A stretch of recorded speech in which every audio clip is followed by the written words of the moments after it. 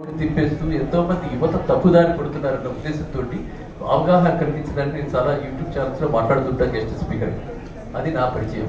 ఇంకా ఈ సందర్భంగా ఇవాళ మన తనికెళ్ళ భరణ్ గారి గురించి నేనైతే ఏమి చెప్పలేను, ఎందుకంటే ఆయన ఒక ఆధ్యాత్మికవేత్త, ఒక నటుడు, రంగస్థల నటుడు, ఎంతో అందరికీ సుపరిచితుడు. తెలుగు రాష్ట్రాల్లో కాదు, తెలుగు అన్న పదం తెలిసిన ప్రతి వాడికి తెలిసినటువంటి వాడు ఆయన. ఆయన గురించి నేను చెప్పలేను పెద్దగా, ఎందుకంటే ఈ రోజున మనకి పరమేశ్వరుడి గురించి ఏదైనా రాయాలి చెప్పాలి అంటే సిరివెన్నెల సీతారామ శాస్త్రి గారు లేని లోటు అంతో మొత్తం తీర్చగలిగినటువంటి వ్యక్తి ఓన్లీ తనికెళ్ళ భరణ్ గారు.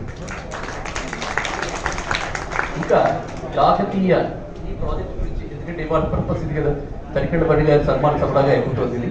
ఓకే, సో తనికెళ్ళ భరణ్ గారి సన్మాన సభ కాదు కాబట్టి ఇవాళ మనం వచ్చిన పర్పస్ ఈ బృందావనం గురించి తెలుసుకోవడానికి. కాకతీయ బృందావనం అయితే ఇంకొకటి చెప్పాల్సిన విషయం ఏంటంటే, నాకు ఇద్దరు కూతురు, తనికెళ్ళ భరణ్ గారికి ఒక అమ్మాయి ఒక అబ్బాయి, కరెక్ట్. సో నాకు ఇద్దరు కూతురు. రెండో కూతురు పుట్టినప్పుడు చాలా మంది నాకు వచ్చి కంగ్రాచులేషన్స్ చెప్పాల, కొంతమంది రెండో పాప. So okay, that's what happened in 1994. ఇవాళ మనం ఇప్పుడు ఆల్మోస్ట్ 30 years అయిపోయింది.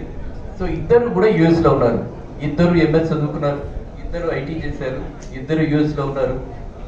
నాకు మొన్న మధ్య అనుకోకుండా ఒక 3-4 years బ్యాక్ కొంచెం సీక్రెట్స్ వచ్చింది.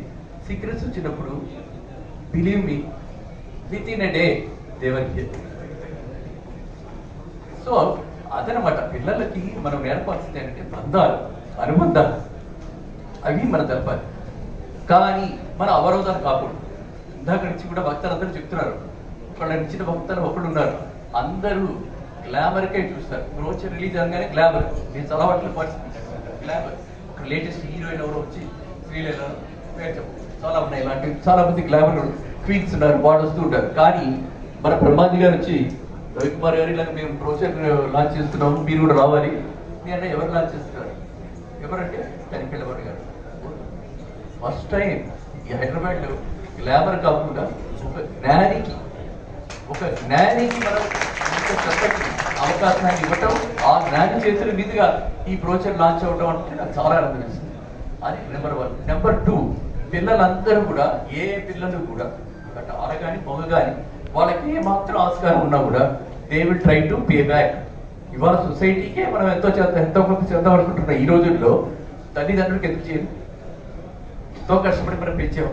ఆయన చెప్పినట్టుగా నేను కూడా ఒక లోయర్ మిడిల్ క్లాస్కి వచ్చి ఇలా ఈ రోజున ఒక కమ్యూనిటీలో ఉంటున్నాను.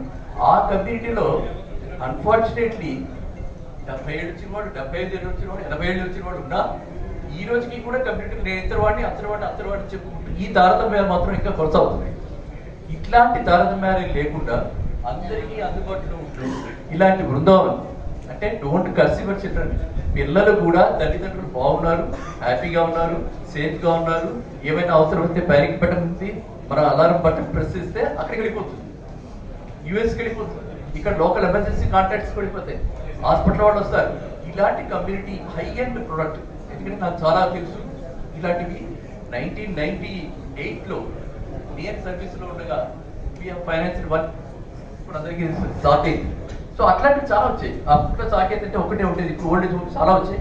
ఇదే కాకతీయ పేరుతోటి ఇది KAA, ఓన్లీ KA తోటి ఒక ఓల్డ్ ఏజ్ ఆల్రెడీ నడుస్తుంది. చాలా మందికి అది కూడా పాపులర్.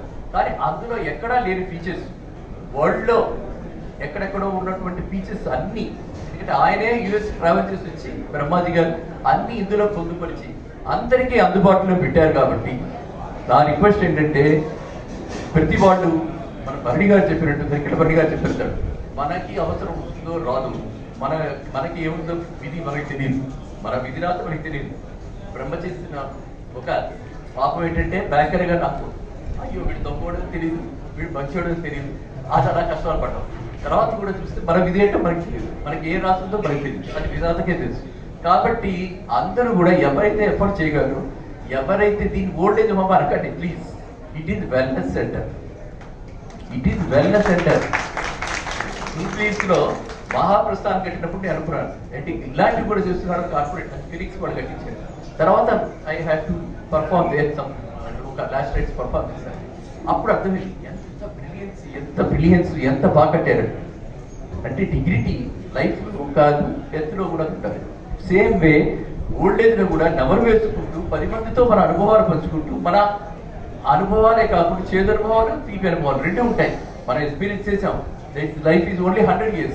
మన అనుభవాన్ని మిగతా వాళ్ళతో పంచుకుంటే మన 100 yearsలో వాడికి ఒక 1 year అన్నా స్పేర్ చేస్తే, అంటే అలా వాడికి మన 100 ఏళ్ళ జీవితాల్లో వాడికి ఎన్నో అనుభవాలు ఉన్నాయి కాబట్టి వాడికి మనం కాస్త ప్రికాషనరీగా చెప్పడానికి అవకాశం ఉంటుంది. కాబట్టి నా అందరికీ నా రిక్వెస్ట్ అంటే please go through the brochure, tell everyone about this. ఎందుకు అంటే మంచిని మనమే పెంపొందించాలి, మనమే ఫోకస్ చేయాలి, మనమే స్ప్రెడ్ చేయాలి. అప్పుడే ఈ సమాజంలో మంచి జరుగుతుంది. Okay, thank you all.